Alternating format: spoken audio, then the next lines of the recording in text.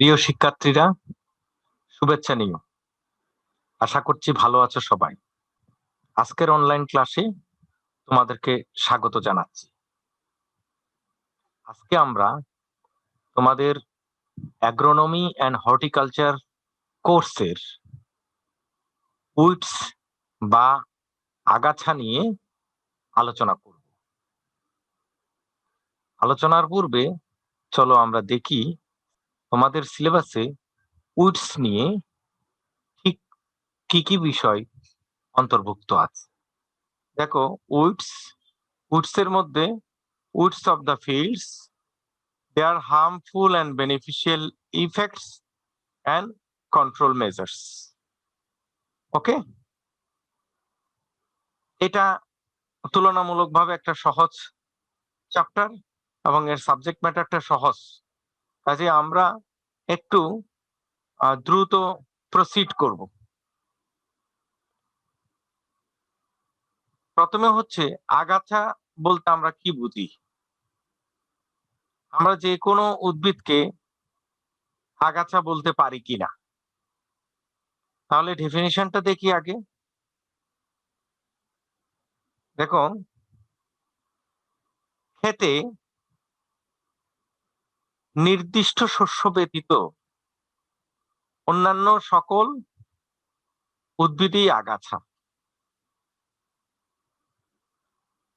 যদি আরো স্পেসিফিক্যালি বলতে চাই, তাহলে সেটা হবে আমরা যেই জমিতে যেই সময়ে যে ফসল জন্মাতে চাই, সেই জমিতে সেই সময়ে সেই ফসল ছাড়া অন্য যে কোনো উদ্ভিদকে আমরা আগাছা বলতে পারি।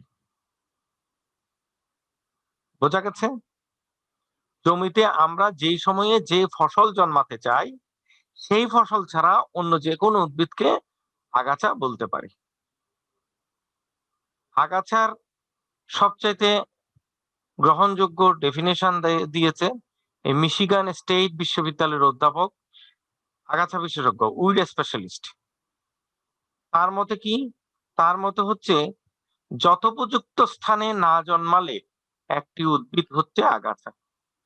যথোপযুক্ত স্থানে না জন্মানো একটা উদ্ভিদ হচ্ছে আগাছা। সেক্ষেত্রে আমরা জমি কেন, আমি যদি আমার সামনের ঘরের সামনে একটা লন করলাম, ঘাসের লন, ওই ঘাসে আমি ওই ঘাসের লনে আমি যে ঘাসটা জন্মাতে চাই, ওই ঘাসটা ছাড়া অন্য ঘাস কিন্তু বেঁচে ফেলে দিই আমরা। কি কেন? কারণ তাকেও আমরা আগাছা মনে করি। তাহলে কি যথোপযুক্ত স্থানে না জন্মানো যে কোনো উদ্ভিদই আগাছা। বোঝা গেছে? ওকে, এখন আগাছার বৈশিষ্ট্য কি কি কি বৈশিষ্ট্য থাকলে তাকে আমরা আগাছা বলতে পারি, অথবা আগাছা কি কি বৈশিষ্ট্য ক্যারি করে, বহন করে। ১ নম্বর হচ্ছে আগাছার বীজ উৎপাদন এবং বংশবৃদ্ধির ক্ষমতা বেশি। এরা প্রচুর বীজ উৎপন্ন করে, এবং প্রচুর বীজ উৎপন্ন করে বলে এদের বংশবৃদ্ধি খুব দ্রুত ঘটে। এই জন্য এরা যেই ফসলি উদ্ভিদ, সেই ফসলি উদ্ভিদের সাথে প্রতিযোগিতা দিয়ে এরা অনেক সময় এগিয়ে যায়। আগাছা দ্রুতগতিতে বৃদ্ধিপ্রাপ্ত হয় এবং এর বীজ সুপ্তাবস্থায় দীর্ঘদিন থাকতে পারে। এ মাটিতে, পানিতে কিংবা বায়ুতে ভাসমান অবস্থায় এই আগাছার বীজ সুপ্তাবস্থায়। সুপ্তাবস্থা কি? আমরা যখন একটা বীজ মাটিতে বপন করি, সেই বীজটা জার্মিনেট করে উঠতে একটা সময় নেয়, একটা টাইম পিরিয়ড নেয়। তাহলে একটা শিমের বিচি যদি তুমি মাটিতে লাগাও, এটা বড় জোর ৪ থেকে ৫ দিনের মধ্যে এটা জার্মিনেট করে উঠে। ধান ৩ দিনের মধ্যে উঠে, নাকি দেখেছো না তোমরা জার্মিনেশন পরীক্ষায়? কিন্তু এই আগাছা, বহু আগাছা আছে বছরের বছর বছর ডরমেন্ট অবস্থায় মাটিতে থেকে যেতে পারে, পানিতে থেকে যেতে পারে, এমনকি বাতাসে ভাসমান অবস্থায় থাকতে পারে। এই ডরমেন্সি পিরিয়ড বা সুপ্তাবস্থা লং বা দীর্ঘ হওয়ার কারণে তাদের প্রকৃতিতে টিকে থাকার প্রবণতাটাও বেশি থাকে, এবং এরা যখন যখন জন্মায় তখন খুব দ্রুত গতিতে জন্মায়। তারপর কি, পোকামাকড় রোগ বালাই দ্বারা আগাছা কম আক্রান্ত হয়। আগাছাতে রোগ বালাই কম হয়, পোকামাকড় কম হয়, যে কারণে এটাও তাদের দ্রুত বৃদ্ধির অথবা টিকে থাকার একটা কারণ। তারপর কি, আগাছা ফসলি উদ্ভিদের সাথে আলো বাতাসের অথবা পুষ্টির সাথে প্রতিযোগিতা করে। এই প্রথম 3টা পয়েন্ট আলোচনার সময় আমি এই কথাটা একটু করে বলেছি। আগাছা যেহেতু দ্রুত বাড়ে, যেহেতু অনেক বেশি পরিমাণে জন্মায়, সেহেতু সাধারণ ফসলি উদ্ভিদ তার যেহেতু পোকামাকড় রোগ বালাইয়ের সাথে যুদ্ধ করতে হয়, সে কারণে ওই সাধারণ কম্পিটিশনে, সাধারণ প্রতিযোগিতায় আগাছা ফসলি উদ্ভিদের চাইতে এগিয়ে যায়। তারপর কি, আগাছা ফসলি উদ্ভিদের বিশুদ্ধতা নষ্ট করে। ফসলি উদ্ভিদের বিশুদ্ধতা নষ্ট করে মানে কি, পরাগায়নের সময় নানাভাবে আগাছা পরাগায়ন কৌশলটাকে প্রভাবিত করে। এছাড়া আমরা যখন বীজ সংগ্রহ করি, এই বীজ সংগ্রহ করার সময় আগাছার বীজও ওই বীজের মধ্যে মিশে যাওয়ার সম্ভাবনা থাকে। এইভাবে আগাছা ফসলি উদ্ভিদের বিশুদ্ধতা নষ্ট করে। পোকামাকড়ের আশ্রয়স্থল হিসেবে আগাছা কাজ করে। দেখা যাচ্ছে যে পোকামাকড় প্রাথমিকভাবে অল্টারনেটিভ হোস্ট হিসাবে এই আগাছাকে ব্যবহার করতে পারে। এই আগাছাকে আশ্রয় গ্রহণ করে তারা ফসলি উদ্ভিদের ক্ষতি সাধন করতে পারে। আগাছার বীজ ছোট এবং হালকা হওয়ায় বাতাসের সাহায্যে ভেসে বেড়াতে পারে। যেমন ধরো এই যে মাইকেনিয়া বা তারালতা বা রিফিউজি লতা যেটা বলি, অথবা কম্পোজিটি ফ্যামিলির যেসব উদ্ভিদ, সেসব উদ্ভিদে দেখবা পেপাস আছে। এই যে পেপাস আছে, ধরো এই এই যদি এটা যদি এই এই এই ধরো এই শুঙের মতো এই ধরনের হয় বীজগুলি, তাইলে এইগুলি বাতাসের সহায়তায় ঘুরতে পারে। ঘুরতে পেরে বাতাসের গতিবেগকে তারা ব্যবহার করে অনেক দূর পর্যন্ত চলে যেতে পারে। প্রতিকূল পরিবেশে বেঁচে থাকার জন্য এদের গঠন খুবই বৈশিষ্ট্যপূর্ণ। এদের স্ট্রাকচার তেমন, এরা প্রতিকূল পরিবেশে খুব সহজে টিকে থাকতে পারে।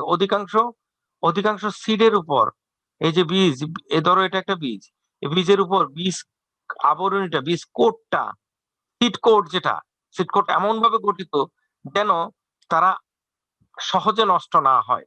এই জন্য তাদের ডরমেন্সি বা সুপ্তাবস্থাটাও অনেক দীর্ঘ হয়।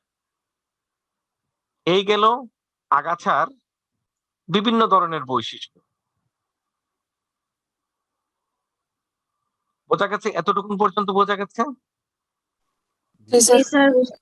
আচ্ছা, এবার আগাছা ক্লাসিফিকেশন বা আগাছার শ্রেণী বিভাগ। নানা ভাগে আগাছাকে শ্রেণীভাগ করা যায়। এখন আমরা যেটা মানে ইন জেনারেল শ্রেণী বিভাগ সেটা দেখব। ইন জেনারেল শ্রেণী বিভাগে এই আগাছাকে এই 5 ধরনের ভাগে ভাগ করা যায়। যেমন ঋতু বা মৌসুম ভিত্তিক, জীবনকাল ভিত্তিক, পাতার আকৃতি ভিত্তিক, বাস্তুসংস্থান বা পরিবেশ ভিত্তিক, অর্থনৈতিক গুরুত্ব ভিত্তিক। তাইলে সাধারণভাবে আগাছাকে কয় ভাগে ভাগ করা যাচ্ছে? 5 ভাগে। ঋতু বা মৌসুম ভিত্তিক, জীবনকাল ভিত্তিক, পাতার আকৃতি ভিত্তিক, বাস্তুসংস্থান ভিত্তিক ও অর্থনৈতিক গুরুত্ব ভিত্তিক। এখন আমরা প্রত্যেকটা ভাগ নিয়ে আবার আলাদা করে ব্যাখ্যা করব। ঋতু বা মৌসুম ভিত্তিক, আমরা যদি আমাদের ফসলের ঋতু বলি, ফসলের ঋতু কয়টা? কে বলতে পারবা? ফসলের ঋতু 2টা। একটা হচ্ছে রবি ঋতু, রবি মৌসুম, রাইট, বলো। খরিফ মৌসুম, খরিফ মৌসুম, খরিফ মৌসুম, রাইট, খরিফ মৌসুম। একটা রবি মৌসুম, একটা খরিফ মৌসুম। এখন এই যে রবি মৌসুম কোনটা আর খরিফ মৌসুম কোনটা? রবি মৌসুম হচ্ছে তোমার, যদি আমি মোটা দাগে বলি, সেটা হচ্ছে শীতকালে যেই ফসলগুলি চাষ হয় সেগুলিকে বলা হয় রবি মৌসুমের ফসল। শীতকালে আমরা কি করি? শীতকালে বিভিন্ন ধরনের সবজি চাষ করি, ঠিক আছে? ইদানিং বোরো ধানের চাষ হয়, সেটার কথা আলাদা। কিন্তু সাধারণত বিভিন্ন ধরনের সবজি চাষ করি, ফুলকপি, বাঁধাকপি, লাল শাক, মিষ্টি কুমড়া, এই ধরনের নানা ধরনের চাষ করি। মিষ্টি কুমড়া আবার খরিফ মৌসুমেও আছে। আর বর্ষাকালে অথবা শীতকাল ব্যতীত অন্য সিজনে যে ফসলগুলি চাষ হয় সেগুলিকে বলা হয় খরিফ ফসল, ঠিক আছে? তাহলে জি স্যার। এই রবি শস্যের সাথে রবি মৌসুমে যেসব আগাছা জন্মায় সেগুলিকে হচ্ছে রবি আগাছা, আর খরিফ মৌসুমে যেসব আগাছা জন্মায় সেগুলিকে বলা হয় খরিফ আগাছা। বোঝা গেছে? এই গাছটা চিনতে পারছো কেউ? এটা খুব কমন একটা আগাছা। এটা হচ্ছে বতুয়া শাক, বা চিটাগং এর মানুষটা বলে বাত্তা শাক। এবার চিনতে পেরেছো কিনা? জি স্যার, জি। জি স্যার। সাইন্টিফিক নেম হচ্ছে কিনোপোডিয়াম।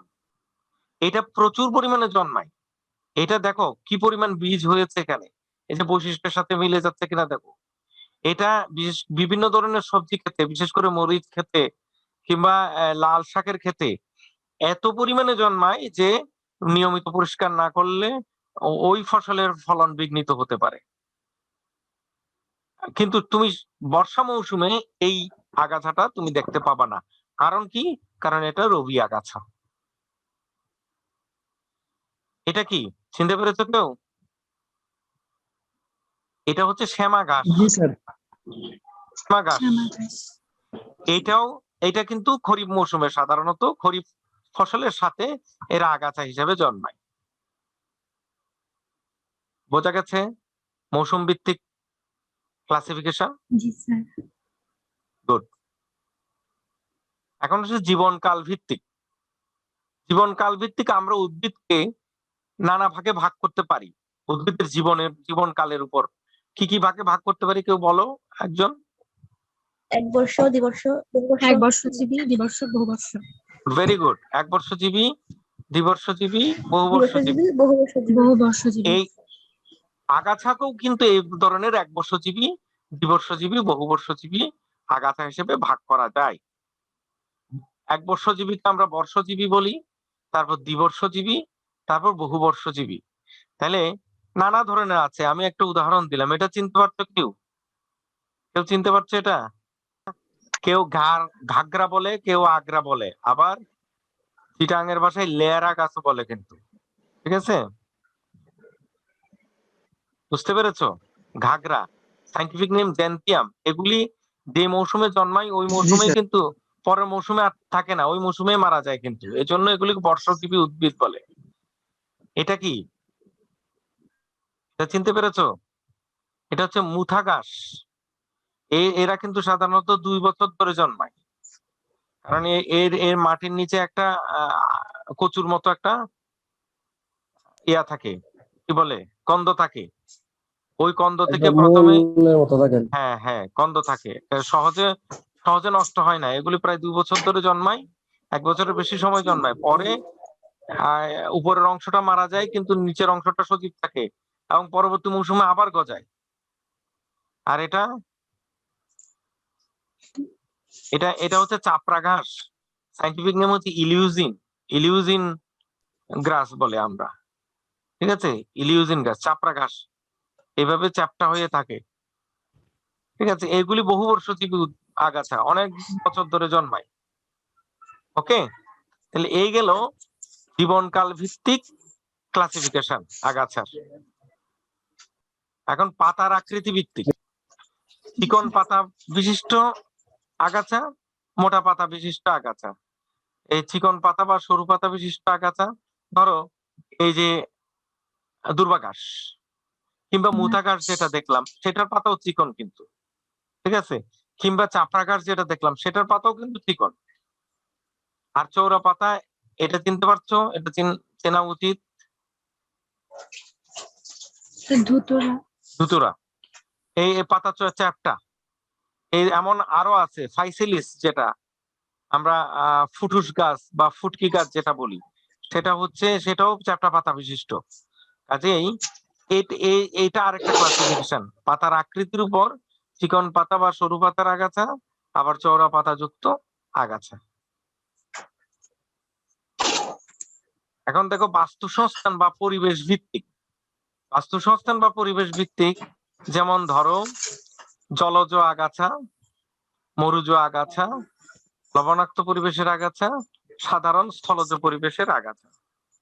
এখন আমরা দেখি আসলে কি কি উদ্ভিদ আছে। অনেক উদ্ভিদই আছে, আমরা উদাহরণ হিসেবে একটা দুটো দেখবো। এটা চিনতে পারছো কেউ? কেশরদাম। এটা এই যে পানি আছে, দেখো কেশরদাম। পানি আছে, পানি আছে এখানে, কেশরদাম। এটা তো চিনতে পারার কথা, জি বলো। Yes, sir. ক্যাকটাস। ক্যাকটাস বা ফণিমনসা। Yes. এইটা হচ্ছে কেওড়া গাছ, সুন্দরবনে এমনিতেই জন্মায়, অথবা এই ধরনের ম্যানগ্রোভ এরিয়ায় এমনিতেই জন্মায়। এমনিতে জন্মায় কি মানে, এমনিতে তো আর জন্মাতে পারে না, এই বীজগুলি প্রচুর পরিমাণে হয় এবং পানিতে ভেসে আসে। যেহেতু জরায়ুজ অঙ্কুরোদ্গম থাকে, সেহেতু কাদা মাটিতে পড়ার সাথে সাথে এরা আবার মাটির সাথে সেট হয়ে যায়। তারপর এটা হচ্ছে ওই যে ফুটুস বা ফাইসেলিস, অনেক জায়গায় ফুটকিও বলে, যে ঠুসঠুস করে শব্দ হয়, কিন্তু এগুলি অনেক বাচ্চারা অনেক সময় খেলার সময় ইউজ করে। কিন্তু এটা ওই পাকলে কিন্তু খাওয়াও যায়। এটা এটা বৈজ্ঞানিক নাম হচ্ছে ফাইসেলিস, ফাইসেলিস। এটা এটা তোমার সোলানেসি ফ্যামিলির উদ্ভিদ কিন্তু।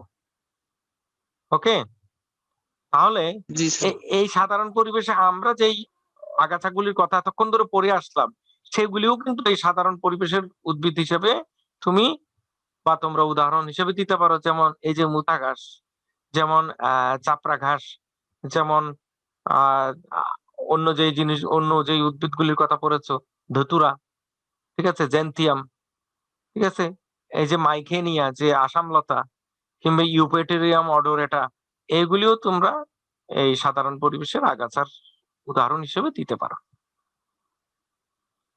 এখন অর্থনৈতিক গুরুত্ব ভিত্তিক, অর্থনৈতিক গুরুত্ব ভিত্তিক হিসেবে দুই ভাগে ভাগ করা যায়।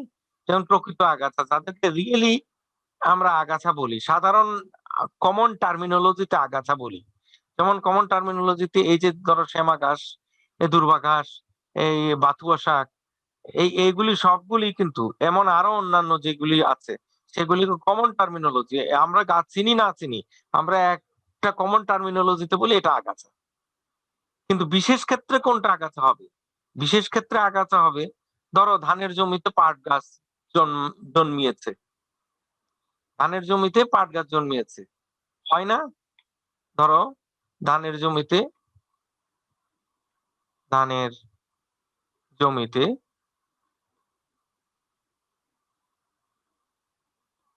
জমিতে ধানের জমিতে ওকে পাট, অথবা ধরো লাল শাকের জমিতে কাঁটা নটে হয়েছে, অথবা নটে নটে শাক হয়েছে। এই ধরনের ক্ষেত্রে এগুলিকে বলা হয় বিশেষ ক্ষেত্রে আগাছা।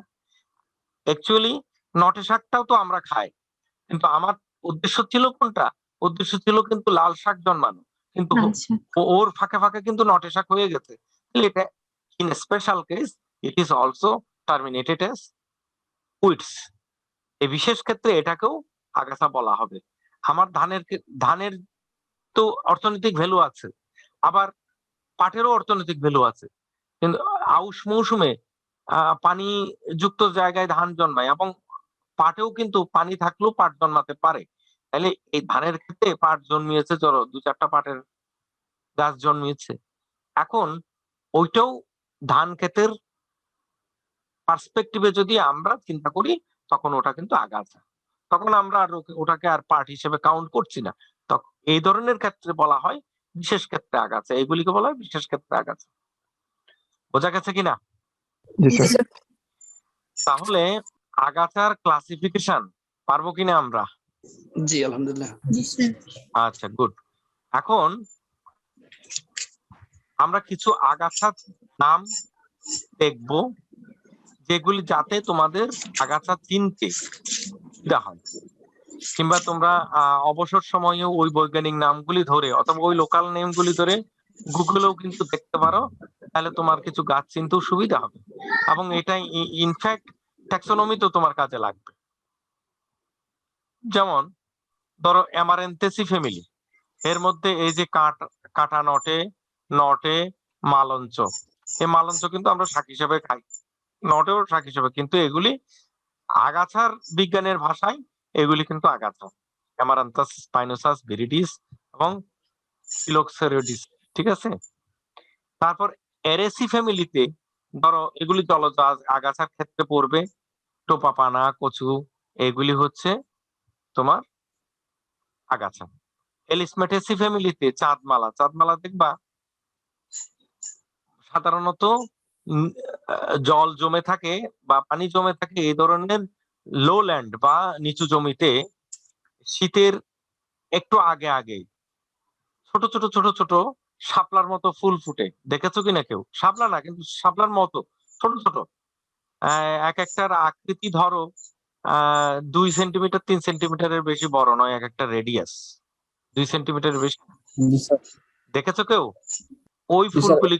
ফুলগুলিকে একদম সারা জমি ভরে থাকে, একদম মনে হয় তারার মতো সারা জমি ধরে ফুটে আছে। এখন একটু কম দেখা যায়, কারণ এখন ধানের জমিতে দেখা যায়, ধানের জমিতে। হ্যাঁ রাইট, ধানের জমি পরিত্যক্ত অবস্থায় থাকলে ও প্রচুর পরিমাণে হয়, এইগুলিকে বলা হয় চাঁদমালা, ঠিক আছে। তারপর হচ্ছে বোরাজিনেসি, বোরাজিনেসিতে তোমার হাতিসুর, সাইপেরেসিতে সবচেয়ে বেশি পরিমাণে আছে মনে হয়, সাইপেরেসি এবং অ্যাস্টারেসিতে তোমার মুতা ঘাস, হলদে মুতা, বড় জুচা, শক্ত খাগড়া, ঠিক আছে, চেসরা, খুদে চেসরা, জাইনা, মাটি চেস, এইগুলি এখানে বৈজ্ঞানিক নামগুলোও আছে, তুমি চাইলে স্ন্যাপশট দিয়ে তুলেও রাখতে পারো, ঠিক আছে। এখন কিনোপটিয়াসি ফ্যামিলি, এই যে বতুয়া শাকের কথা আমরা বললাম, সেটা কিনোপটিয়াসি ফ্যামিলির উদ্ভিদ। বতুয়া, চাপালি ঘাস, কম্পোজিটি ফ্যামিলি বা স্টারেসি ফ্যামিলি, ঠিক আছে। এটার মধ্যে তোমার ক্যাস্টি, ইক্লিপটাল বা আমরা ক্যাশরাসও বলি কেউ কেউ, হেলেঞ্চা, শিয়ালমুত্রা, ব্লুমিয়া লেসেরা, ঠিক আছে। ঘাগরা, এই যে ঘাগরার কথা আমরা একটু আগে বললাম, জেন্থিয়াম ইন্ডিকাম। তারপর ইন্ডিকা। বন শিয়াল, ঠিক আছে। লেটুস, বন সরিষা, ব্রাসিকা ক্যাবার, এটা একটা রবি কিন্তু রবি আগাছা কিন্তু। উম, তারপর হচ্ছে মরিচ ঘাস, তারপর বনমূলা, তারপর কমে মিলে নিশ্চিতে কানাইবাসী, কানাইবাসী অনেকে চিনো, কানাই শাক বলে অনেকে। তারপরে এই কানাইবাসীর অনেকগুলি আছে, কমোমিলিনা ডিফিউসা, কমোমিলিনা পেলিটা, অক্সিলারিস, অনেকগুলি আছে। তারপর কনভলভুলিসি হচ্ছে তোমার এই যে ইয়া গোত্র, কলমি গোত্র, এই যে কলমি শাক, এটা একটা জলজ আগাছা হিসেবে পরিচিত হইতে পারে। স্বর্ণলতা, তারপর হচ্ছে মর্নিং গ্লোরি, মর্নিং গ্লোরি ছোট ছোট লাল লাল পিঙ্ক কালারের ফুল ফোটে, ঠিক আছে। এদিকে ক্যাকটাসি ফ্যামিলিতে মধ্যে ফণিমনসা, তারপর ইউফরবিয়াসি ফ্যামিলির মধ্যে এই যে ইউফরবিয়া হিরটা, মাইক্রোফাইলা, নানা ধরনের আছে, ক্রোটন আছে। তারপর গ্রামীণের মধ্যে শ্যামা ঘাস, যেটার কথা আমরা বললাম, দুর্বা ঘাস, চাপড়া ঘাস, ঠিক আছে, গিটলা ঘাস, অনেক আছে। তারপর এর মধ্যে আরো আছে কাশ আছে, উলু আছে, এই যে প্রেম কাটা সবচেয়ে বেশি পরিমাণে জন্মায় এটা, ঠিক আছে, কাপড় চোপড়ে আটকে থাকে। তারপর ঝরাদান, এই যে ঝরাদান, এগুলি পাহাড়ি এলাকায় দেখা যায়, আমাদের রাঙ্গামাটি, খাগড়াছড়ি, বান্দরবন এসব এলাকায় দেখতে পাওয়া যায়, ঠিক আছে। এই আঙ্গুলি ঘাস, এগুলিও পাহাড়ি এলাকায় সবচেয়ে বেশি দেখা যায়, ঠিক আছে। ময়ূরলেজা ঘাস, ময়ূরলেজা ঘাস আহ ধান খেতে প্রচুর পরিমাণে জন্মায়। লেমিয়েসি ফ্যামিলিতে আছে রক্তদ্রোণ, শ্বেতদ্রোণ, ঠিক আছে। লেন্টিবুলেরিসি আছে ঝাঁঝি, আর্টিকুলেরিয়া, এটা সাধারণত তোমার ওই জলজ আগাছা হিসেবে জন্মায়। তারপর লিগুমিনেসিতে আছে ধরো লজ্জাবতী আছে, বন মসুর আছে, নারিন্দা ঘাস আছে, ভাতশালা আছে। ল্যামনেসিতে আছে খুদে পানা, তিলক পানা, মালভেসিতে আছে বেরেলা, কানফুল। নিমফিয়াসিতে আছে শালুক, শাপলা, নীলপদ্ম, ঠিক আছে, পদ্ম, এগুলি। অনাগ্রেসিতে আছে হেলেঞ্চা। তারপর পন্টিডেরিসিতে আছে কচুরিপানা। পেপিবারিসিতে আছে শিয়ালকাঠা।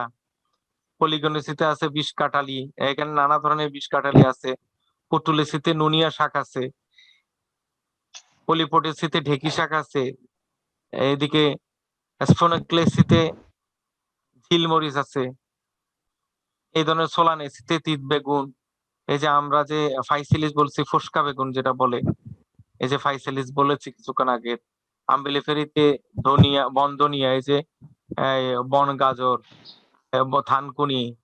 ভার্বিনেসিতে কাটা মেহেদি, মটকা। এইগুলি সব নানা জাতের আগাছা। এটা হচ্ছে তোমাদের একটা ধারণা হওয়ার জন্য আমি এই লিস্ট দিলাম। তোমরা যদি আরো ডিটেইল জানতে চাও, একটা বই আছে বাংলাদেশের আগাছা পরিচিতি বাই রেজাউল করিম। বাংলাদেশের বাংলাদেশের আগাছা পরিচিতি, এটা বাংলা একাডেমি কর্তৃক পাবলিশ করা। বাংলাদেশের আগাছা পরিচিতি, ওইটা ওই ওই ওই বইতে নানা ধরনের আগাছার নাম ছবি সহ আছে। বোঝা গেছে? এখন আমরা নেক্সট, এটা আছে তোমাদের সিলেবাসে, বাংলাদেশ আগাছার অপকারিতা বা ক্ষতিকর প্রভাব কি। ফসলের খাদ্য উপাদান ঘাটতি তৈরি করে। মানে এরা যেহেতু ফসলের সাথে কম্পিটিশন করে এবং এদের যেহেতু বৃদ্ধি বেশি, সে কারণে মূল ফসল মাটি থেকে যে নানা ধরনের মিনারেলস, পুষ্টি, এটা সংগ্রহ করার আগেই এরা টেনে নেয়। এই জন্য এরা ফসলের খাদ্য ঘাটতি সৃষ্টি করে। স্থানের অভাব, এরা প্রচুর পরিমাণে জন্মায়। প্রচুর পরিমাণে জন্মায় কারণ বলে এদের কারণে মূল ফসল ভালোভাবে জন্মাতে পারে না, এরা জায়গার অভাব তৈরি করে। তারপর কি আলো বাতাসের স্বল্পতা সৃষ্টি করে। এখন প্রশ্ন করতে পারো, স্যার দুনিয়ায় তো আলো বাতাসের অভাব নাই। দুনিয়ায় আলো বাতাসের অভাব না থাকুক, কিন্তু যেই জমিতে যে ফসলটা তুমি জন্মাতে চাচ্ছ তার জন্য একটা নির্দিষ্ট স্পেস আছে, তাকে যখন অন্য আগাছা ঢেকে রাখে তখন তার জন্য আলো বাতাসের স্বল্পতা সৃষ্টি হয়। পানির স্বল্পতা সৃষ্টি করে। একইভাবে সে যখন পানি, যেহেতু সে বেশি পরিমাণে জন্মায়, সে বেশি পরিমাণে পানি টেনে তুলে, এ কারণে মূল ফসল পানি কম পায়। তারপর কি আগাছার বিষাক্ত প্রভাব। বিষাক্ত প্রভাব মানে কিছু কিছু আগাছা বিষক্রিয়া সৃষ্টি করে। এই যেমন ঘাগরা, এই ঘাগরাটা কিন্তু এই বেশি পরিমাণে খেলে বিভিন্ন প্রাণীর পেট ফেঁপে যায় এবং এটা মানে বিষক্রিয়া সৃষ্টি করে। তারপর হচ্ছে ফলন হ্রাস করে, যেহেতু এরা পুষ্টি, আলো, বাতাস এগুলির জন্য কম্পিটিশন করে মূল উদ্ভিদের সাথে, সে কারণে ফসল হ্রাস ঘটে। তারপর কি পোকামাকড়ের আশ্রয়স্থল হিসেবে, এটা আগে একটু করে বলেছিলাম অল্টারনেটিভ হোস্ট, এখানে আরো একটু ডিটেল বলি। সেটা হচ্ছে তোমার যেমন এই তোমরা যখন দেখবা যে পাক্সিনিয়া গ্রামিনিস এর ইয়া পড়েছো না, পাক্সিনিয়া গ্রামিনিসে ওখানে অল্টারনেটিভ হোস্ট হিসেবে বারবেরি প্ল্যান্ট ইউজ করে, গমের অল্টারনেটিভ হোস্ট হিসেবে। তাহলে গম শেষ হয়ে যাওয়ার পরও যেহেতু অল্টারনেটিভ হোস্ট হিসেবে বারবেরিতে থেকে যায়, সেহেতু পরের বছর ওই পাক্সিনিয়া গমকে আক্রমণ করে। এই ধরনের, এটা তো একটা উদাহরণ দিলাম, এই ধরনের নানাভাবে এই যে এই আগাছা অল্টারনেটিভ হোস্টের হিসেবে অল্টারনেটিভ হোস্ট হিসেবে আশ্রয়স্থল হিসেবে কাজ করতে পারে। তারপর ধরো বীজের গুণাগুণ নষ্ট করে, এটা আমি আগে একবার ব্যাখ্যা করেছি। উৎপাদন খরচ বৃদ্ধি, তাইলে ফসলের জন্য, ফসলকে আগাছা মুক্ত রাখার জন্য তাহলে এক্সট্রা খরচ হয়, শ্রমিক খরচ অথবা নানা ধরনের খরচ হয়। হার্বিসাইড দিলে হার্বিসাইড খরচ, এতে করে ফসলের উৎপাদন খরচ বেড়ে যায়। আগাছা খালি যে অপকার করে তা না, উপকারও কিছু কিছু করে। যেমন কি করে, যে ভূমিক্ষয় রোধ করে, যে বিভিন্ন সময় মাটিতে, ক্ষেতের আলে এই বিভিন্ন আগাছা জন্মায় বলে ভূমিক্ষয় কম হয়। তারপর করে জৈব পদার্থের পরিমাণ বৃদ্ধি করে, আগাছা নষ্ট হয়ে এখানে ডিকম্পোজ বা পচে গিয়ে এরা বিভিন্ন ধরনের কম্পোস্ট জাতীয় সার উৎপন্ন করে। এটা এক ধরনের ভালো প্রভাব, উপকারী প্রভাব। শস্যের গ্রহণযোগ্য রাইজোস্ফিয়ার মাইক্রোক্লাইমেট তৈরি করে। রাইজোস্ফিয়ার মাইক্রোক্লাইমেট মানে ধরো এই যে বিভিন্ন উদ্ভিদ মাটির নিচে যে শিকড় যেখানে আছে, সেই শিকড়ে একটা তার পরিবেশ আছে, সেই পরিবেশে বিভিন্ন ধরনের অণুজীব এই তার মাটিকে তার বসবাস উপযোগী করে। এই কাজটা শস্যের সাথে সাথে এই আগাছাও এই কাজটা করে থাকে। কাজে এইটা এক আগাছার এক ধরনের উপকারী দিক। যেখানে কোনো উদ্ভিদই জন্মায় না, সেখানে প্রাথমিকভাবে জমিকে পতিত অবস্থায় রাখলে আগাছা জন্মায়। আগাছা জন্মানোর ফলে যে মাটিতে নানা ধরনের অণুজীব তৈরি হয়, অণুজীব আসে এবং একটা ক্লাইমেট, ফসল চাষের উপযোগী একটা পরিবেশ তৈরি হয়, এবং সেই পরিবেশের কারণে পরবর্তীতে ফসলটা ভালো হয়। এটা এক ধরনের গুড ইম্প্যাক্ট। গবাদি পশুর খাদ্য হিসেবে আমরা যেই উদ্ভিদগুলি মানে আগাছার তালিকায় তোমাদেরকে দেখালাম, এই প্রায় সব উদ্ভিদই গবাদি পশুর খাদ্য হিসেবে ব্যবহার হয়। কাজেই আগাছার এটার একটা মানে ইকোনমিক ভ্যালু আছে। এই আগাছা না থাকলে গবাদি পশু লালন পালন খুব কষ্টকর হয়ে যেত। কষ্টকর না, অসম্ভব হতো আসলে। ঠিক আছে? এবার সৌন্দর্য বৃদ্ধিতে কেমনে? ধরো ঘরের সামনে তুমি একটা ঘাসের লন তৈরি করবে, সেখানে কার্পেট ঘাস, দূর্বা ঘাস, যেটা তোমার পছন্দের সেটা তুমি লাগাবে। এটাও কিন্তু একটা ইকোনমিক ভ্যালু অ্যাড করছে আগাছা। তারপর কি? ঔষধ রূপে অথবা ঔষধি ঔষধি উদ্ভিদ হিসেবে অর মেডিসিনাল প্ল্যান্ট হিসেবে। ঠিক আছে? যেমন ধরো এই যে ইক্লিপটা,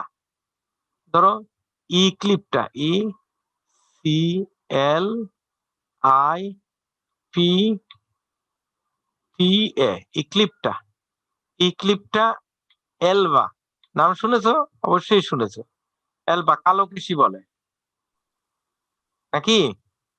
ইক্লিপটা এলবা, এইটার রস মাথায় দিলে চুল পড়া রোধ হয়, চুলের কালার অনেকটা গাঢ় হয়। তাহলে এটা একটা মেডিসিনাল ভ্যালু হিসেবে। তারপর তুমি দেখো থানকুনির এটা কিন্তু মেডিসিনাল ভ্যালু আছে।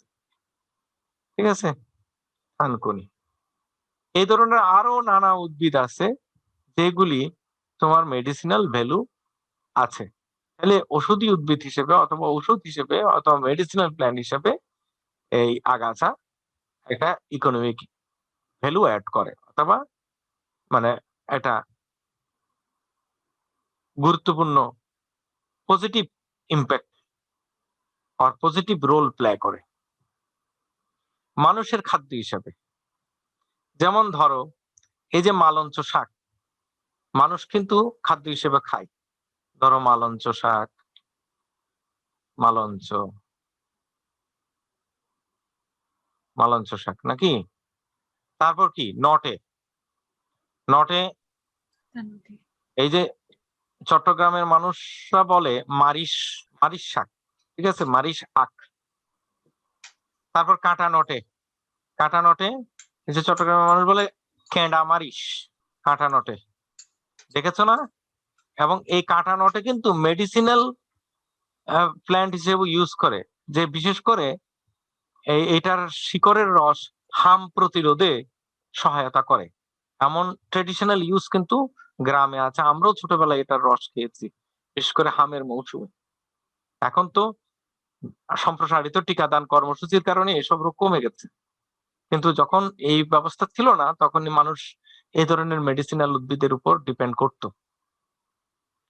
সামাজিক ও ধর্মীয় অনুষ্ঠানে যেমন দূর্বা ঘাস হিন্দুরা পূজায় ব্যবহার করে।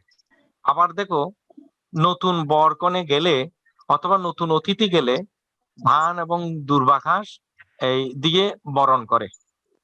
দেখেছো না? জি স্যার।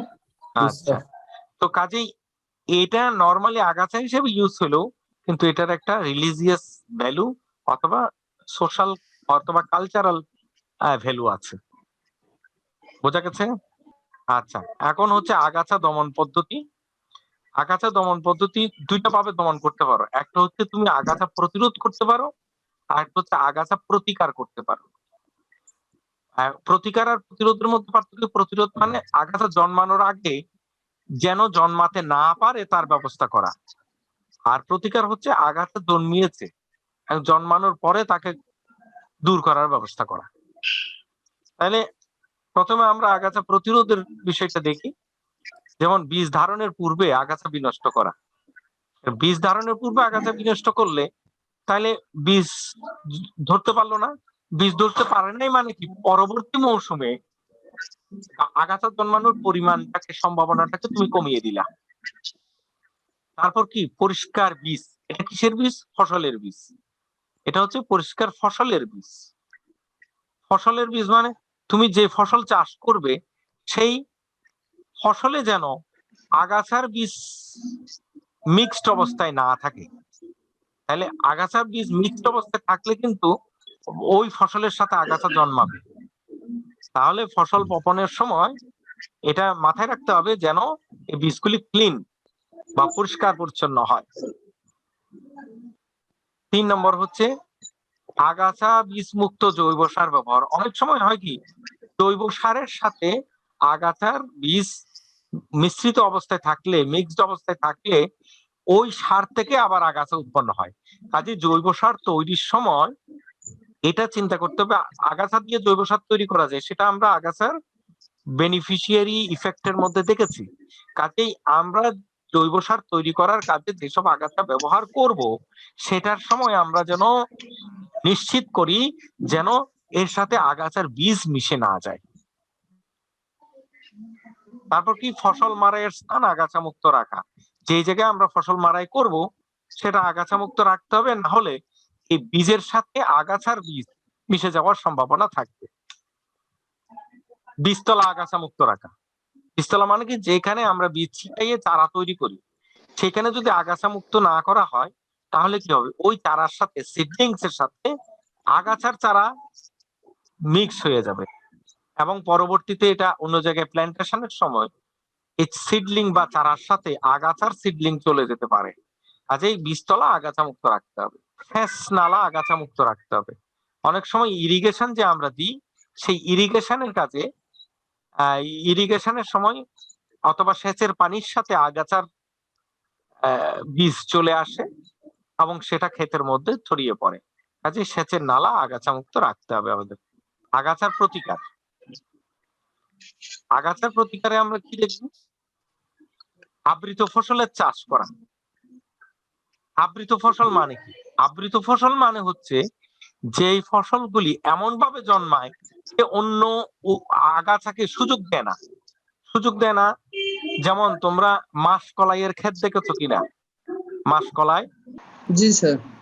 মাসকলাই এমন ভাবে জন্মায় আর পাতা এমন ভাবে বিস্তার লাভ করে সেখানে অন্য আগাছাকে সে কোনো চান্স দেয় না। বুঝতে পেরেছো? কিংবা আমাদের অঞ্চলে ফেলুন, কাউপিয়া বলে, ফেলুন চাষ দেখেছো কিনা? ফেলুন চাষে কৃষকরা খুব বেশি যত্ন করে না, বীজ ছিটিয়ে দেয়। এই ফেলুন জি। গাছ এত ব্যাপক পরিমাণে জন্মায় যে অন্য আগাছা তাকে আগাছাকে চান্স দেয় না, সে সুযোগ দেয় না। এই ধরনের ফসল চাষ করলে তোমার আগাছা প্রতিরোধ করা যায়, কারণ সে অন্য আগাছাকে জন্মাতেই চান্স দেয় না। তাহলে আবৃত ফসল বিষয়টা বুঝতে পেরেছো কিনা? জি স্যার। জি স্যার। এবার হচ্ছে শস্য পর্যায়ক্রম। শস্য পর্যায়ক্রম। শস্য পর্যায়ক্রম মানে ক্রপ রোটেশন। ক্রপ রোটেশন যদি বলি, জমিতে একই ফসল বারবার চাষ না করে বিভিন্ন বছর বিভিন্ন ফসলের চাষ ঘুরিয়ে ফিরিয়ে করাকে বলা হয় ক্রপ রোটেশন বা শস্য পর্যায়ক্রম। এই ক্রপ রোটেশন করলেও আগাছা কিছুটা প্রতিরোধ হয়, কিছুটা হ্রাস পায়, প্রতিকার পাওয়া যায়। ঘন ঘন নিড়ানি দেওয়া। আগাছা জন্মাতে দেখলেই কয়দিন পর পর নিড়ানি দিয়ে আগাছা বেছে ফেলে দেওয়া হচ্ছে, এটা একটা পদ্ধতি আগাছা মুক্ত থাকার। তারপর কি ফাঁদ শস্য চাষ করা, ক্যাচ ক্রপিং।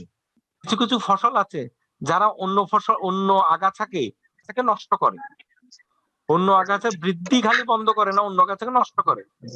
এই ধরনের উদ্ভিদের চাষ করলে, এই ধরনের উদ্ভিদকে বলা হয় ক্যাচ ক্রপিং। এই ধরনের উদ্ভিদের চাষ করলেও আগাছা থেকে মুক্ত বা আগাছা থেকে প্রতিকার পাওয়া যায়।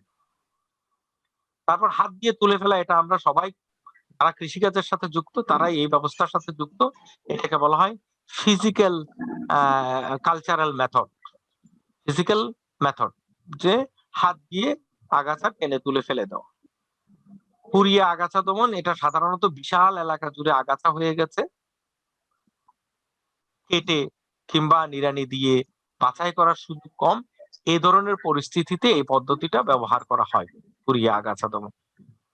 আবার অনেক সময় পাহাড়ি এলাকায় দেখা যায় শীতের মৌসুমের দিকে আগাছাতে আগুন লাগিয়ে দেওয়া হয়, যেন পরবর্তী মৌসুমে সে আর না জন্মাতে পারে, কারণ তার অনেকগুলি বীজ, অনেকগুলি গাছ পুড়ে নষ্ট হয়ে যায়, এমনকি সয়েল সারফেসে আছে এমন বীজও নষ্ট হয়ে যায়। আগাছা নাশক ব্যবহার এক্সট্রিম কেস, এটা সাধারণত বড় বড় দেশে, যেসব দেশে শ্রমিকের সংখ্যা কম, কিনে দেওয়ার মানুষের সংখ্যা কম, সেসব দেশে এগুলি ব্যবহার করা হয়। আমাদের দেশে খুব একটা ব্যবহার করা হয় না, কারণ এটা আসলে পরিবেশ বান্ধব না। যেমন কি তোমার ধরো অনেকগুলি আছে 2,4-D প্রোপানিল, তারপর হচ্ছে রোটেস্টার 252EC, তারপর ব্যাস্টা, এগুলি কমার্শিয়াল আগাছা নাশক। এগুলি ব্যবহার করেও আগাছা প্রতিকার করা যায়। বুঝতে পেরেছো? জি স্যার। স্যার জি স্যার।